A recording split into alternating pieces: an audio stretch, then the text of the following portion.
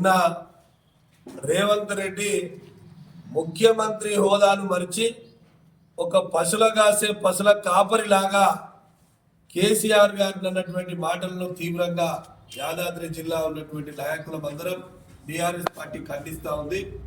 ఎందుకంటే మొన్న కేసీఆర్ గారు అన్నటువంటి మాట నీళ్లు తరలించకపోతా ఉన్నారు, 90 టీఎంసీలు వచ్చేది 40 టీఎంసీలకే మీరు ఒప్పంద పత్రాల మీద సంతకం పెట్టిండ్రు. ఇది తప్పు జరుగుతూ ఉంది. ఎప్పుడైనా తెలంగాణ సమాజం ఎక్కడ అన్యాయం జరిగినా కేసీఆర్ ముందుంటాడు, బీఆర్ఎస్ పార్టీ ముందుంటది. కాపాడుకోవాల్సినటువంటి బాధ్యత కూడా బీఆర్ఎస్ పార్టీ మీద ఉంటుందని చెప్పి మీరు ఖచ్చితంగా దీని మీద ఉద్యమం చేస్తాం. అదేవిధంగా నల్లగొండ, పాలమూరు, రంగారెడ్డి ఈ 3 జిల్లాలకు మరి ప్రజలను ఉత్తేజపరుస్తామని చెప్తే దానికి నిజంగా నీళ్లు నువ్వు తరలించలేక నీళ్లు నువ్వు తప్పు చేసినావని ఒప్పుకున్నట్టుగా ఇవాళ కేసీఆర్ గారి మీద, కేటీఆర్ గారి మీద ఇష్టం వచ్చినట్టుగా, అంటే నిజంగా కేసీఆర్ గారికి ఉన్నటువంటిది ఆయన గాలి గోటికి కూడా బలికిరానటువంటి వాడు రేవంత్ రెడ్డి.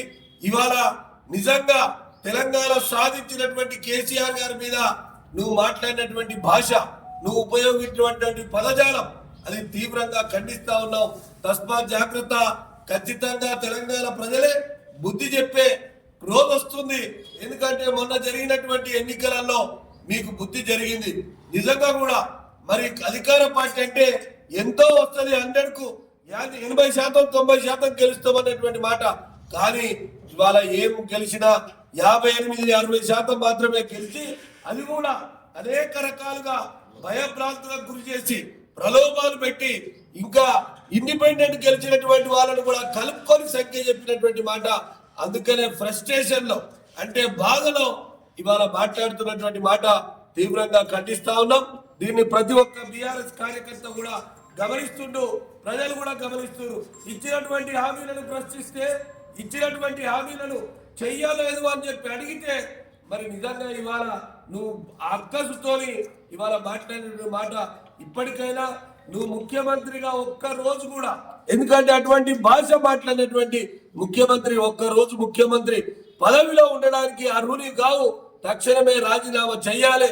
ఎందుకంటే నువ్వు ఇచ్చినటువంటి హామీలు ఒక్కటి కూడా నెరవేర్చలేదని చెప్పి అడిగితే, తెలంగాణకు జరుగుతున్నటువంటి అన్యాయాన్ని ప్రశ్నిస్తే కేసీఆర్ గారు తెలంగాణను కాపాడే వ్యక్తిగా, తెలంగాణను సాధించినటువంటి వ్యక్తిగా అన్యాయం అయిపోతా ఉంటే ఆయన ప్రజలకు వివరించడానికి ప్రయత్నం చేస్తే నువ్వు దుష్ప్రజలాడి అనేక రకాలుగా, ఒక మాట 2 మాటలు కాదు, ఏ చిన్న పిల్లగాడు కూడా మాట మాట్లాడు, తెలివి తక్కువ ఎవరు కూడా మాట్లాడరు.